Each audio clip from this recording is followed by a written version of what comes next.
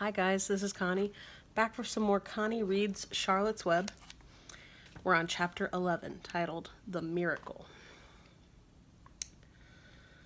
The next day was foggy. Everything on the farm was dripping wet.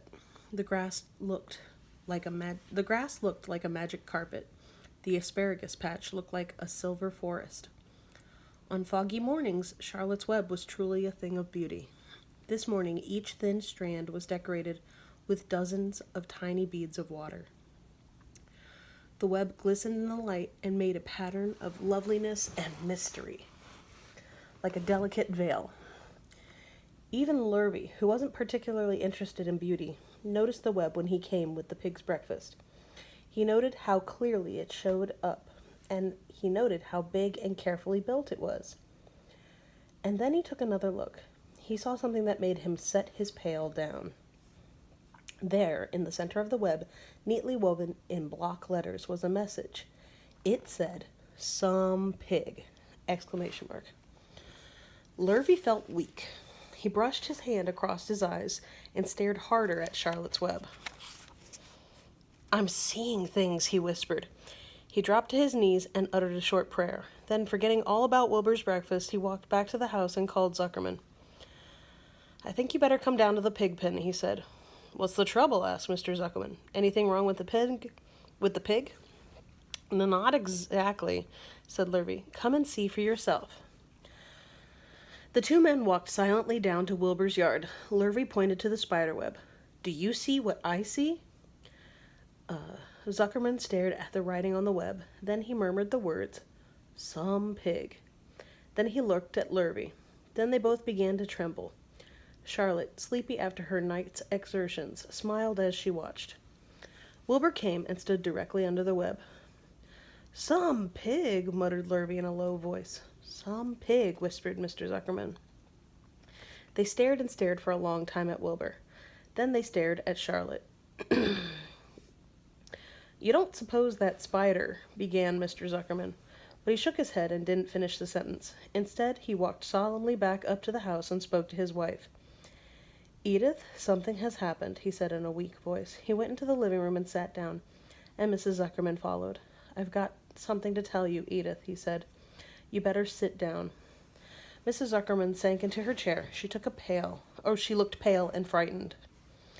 "Edith," he said, trying to keep his voice steady, "I think you had best be told that we have a very unusual pig."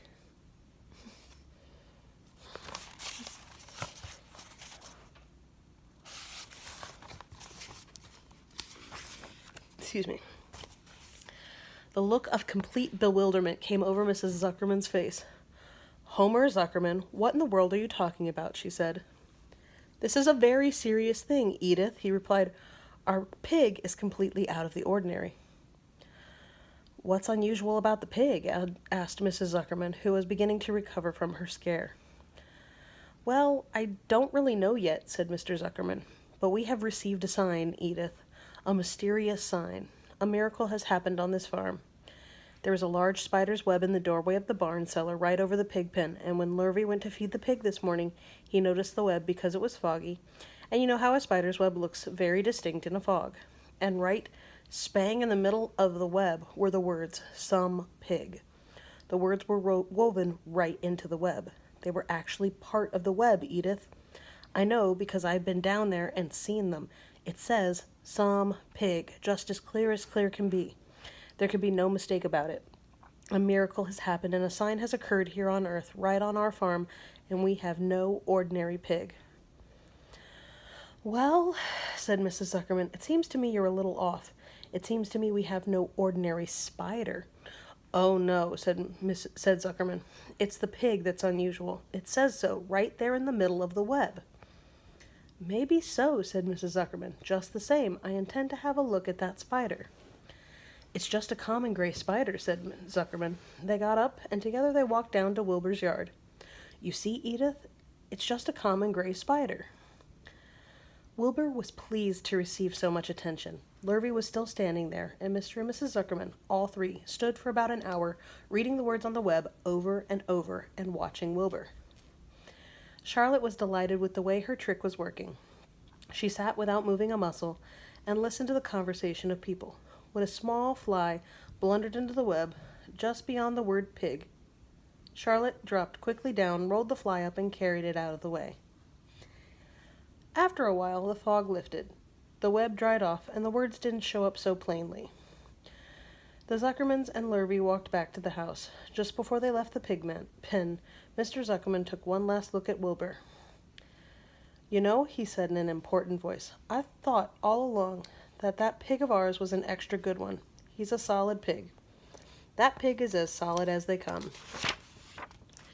You notice how solid he is around the shoulders, Lurvy?"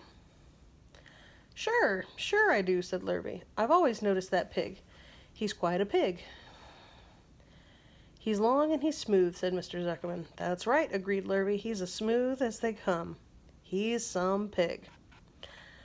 When Mr. Zuckerman got back to the house, he took off his work clothes and put on his best suit. Then he got into his car and drove to the minister's house. He stayed for an hour and explained to the minister that a miracle had happened on the farm. "So far," said Zuckerman, "only 4 people on earth know about this miracle. Myself, my wife, Edith, my hired man, Lurvy, and you." "Don't tell anybody else," said the minister. "We don't know what it means yet, but perhaps, if I give thought to it, I can explain it in my sermon next Sunday. There can be no doubt that you have a most unusual pig. I intend to speak about it in my sermon and point out the fact that this community has been visited with a wondrous animal.